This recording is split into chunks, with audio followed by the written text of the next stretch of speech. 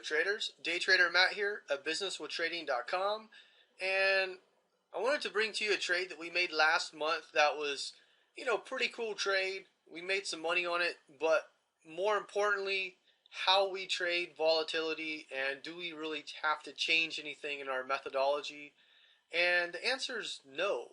We don't really have to change a lot because our system is our system, and just because the market's more volatile doesn't mean that you have to widen your stop or you have to do a lot of different things. It just means you need to be more selective in your trading.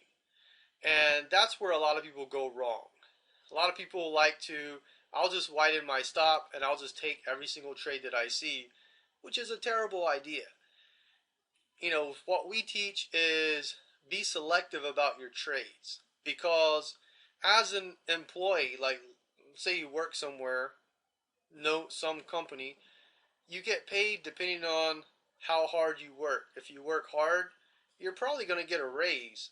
So you're going to work harder so you can get another raise. Well, in trading, it's the exact opposite.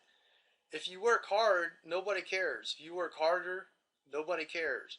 If you make a trade, it really depends on your system and the type of setups that you look for, and do you really have a winning methodology?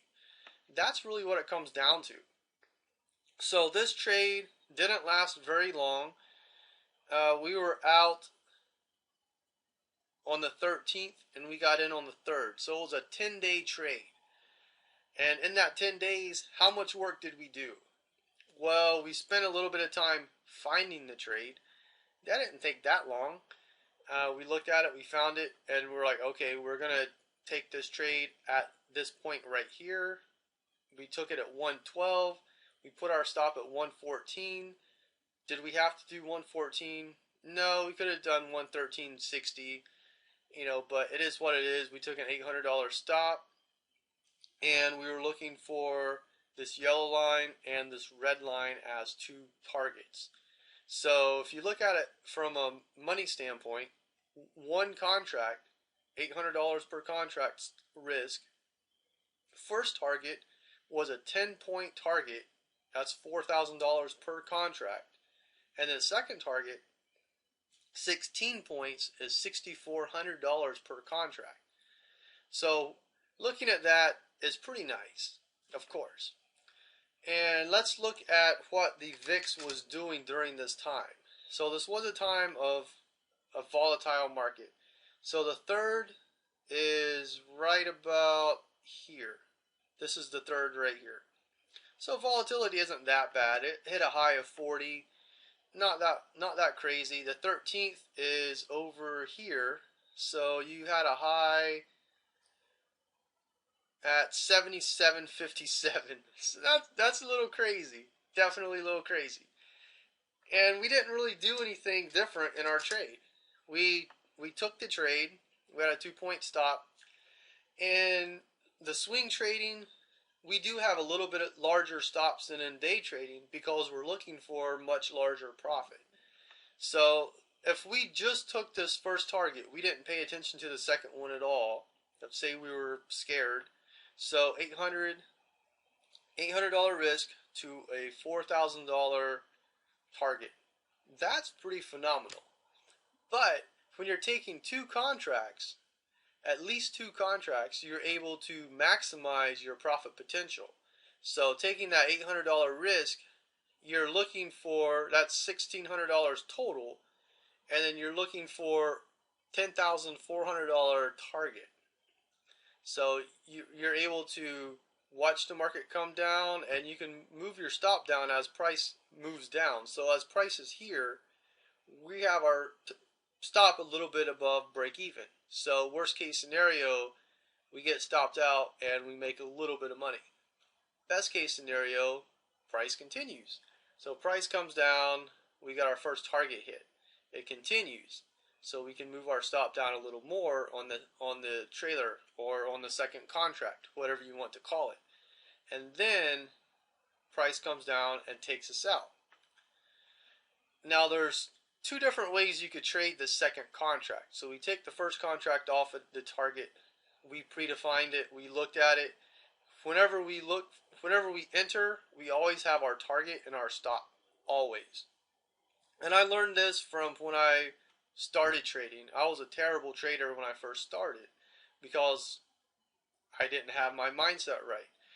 And even though I did have a pretty decent mindset, I was an athlete. I was very competitive, but I didn't have the mindset part to trading down like I do now. So I would make trades and I would look at it and be like, oh, I might as well take profit. I took my entry here and prices here. I was like, oh, I might as well take profit because I have some rather than letting it ride out. So that was one of my big mistakes when I first started. And, that's why I try to do these videos like this to kind of show you, like, even though the VIX was going crazy, there was panic in the markets. We were short, which, a lot of the market was going down as well, but it was a good short. Price had come up, and as it's breaking down, it breaks, this low here, right here, looked good. This low got broken here by a little bit, then it got broken a lot more, and we had this area on the chart for a little while, and as it comes back up, that was a perfect short. We took it, and it worked out really well in our favor. Not every trade works out, but when it does, it's really good, especially, when it's a volatile market. Taking a 2 point stop, that's how I trade. That's how I teach people how to trade. If it were to come up above 115, above 114, 115, there's something else playing out in the market. I would rather get out. We're getting out at 114. Get out, reassess everything, and then make another trade based on what the market is actually doing. In trading, it's similar to poker. You want to not be reactive of what's going on, but you want to be patient and wait for your turn. And then when you have the right cards, you go all in and flip them over. And in trading, you don't go all in, but you're very particular on the trades that you actually take. Just like in poker, you're particular on the hands that you actually play. You fold the majority of hands that you play in poker. If you're a good poker player. Just like if you're a good trader in the markets, you're not going to look at every single trade. Like, yeah, we could have gotten short up here, but the probability wasn't good in my opinion. This trade, it worked out, but it didn't look that good to me, and that's why we did not take this one right here. We didn't take this long right here.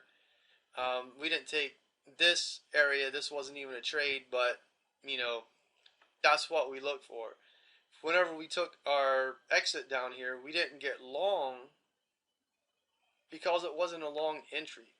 So, in all this time, this is August of 2019 up to here.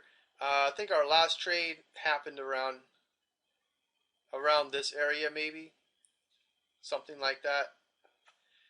And we didn't take a trade all throughout here, all throughout here, all throughout here, and then we finally took a trade here.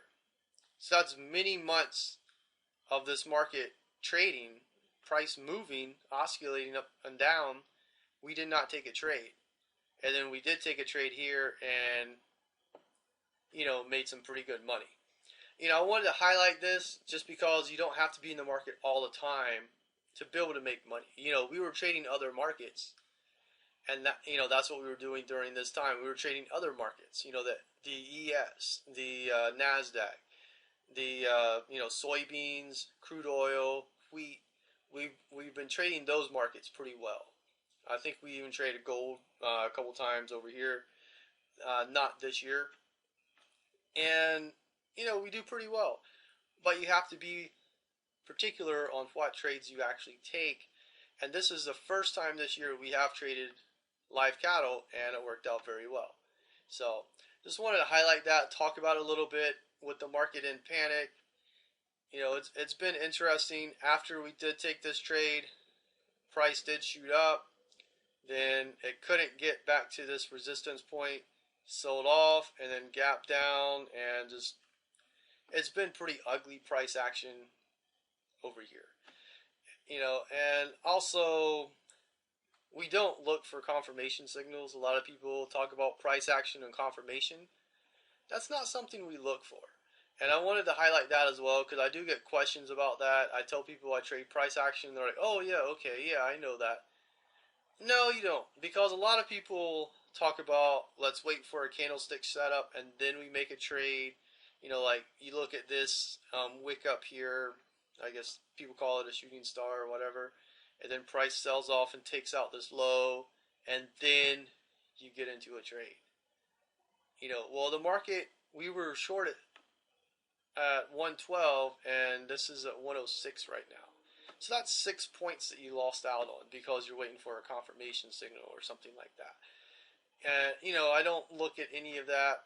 And I think that's what makes us better traders because we don't have to have crutches.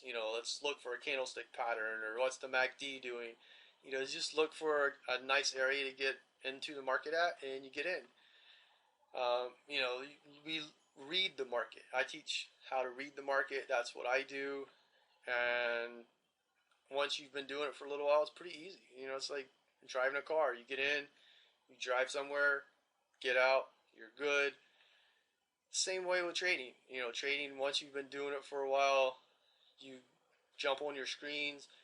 At first, it's going to take a little while trying to find setups and look for things. And, the brain likes to, prove us right.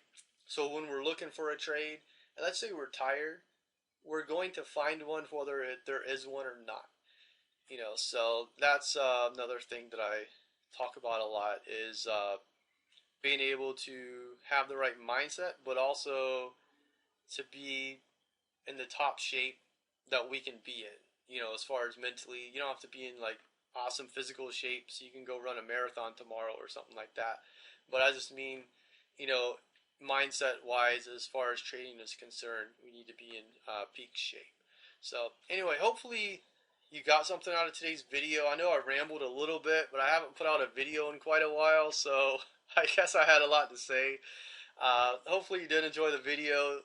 Leave comments below if you have any questions. You can also shoot me an email, support@abusinesswithtrading.com. Contact form on the website if you need that. Thanks for watching. Have a great rest of your trading week. Have an awesome rest of your month, and I will talk to you guys later. Thank you.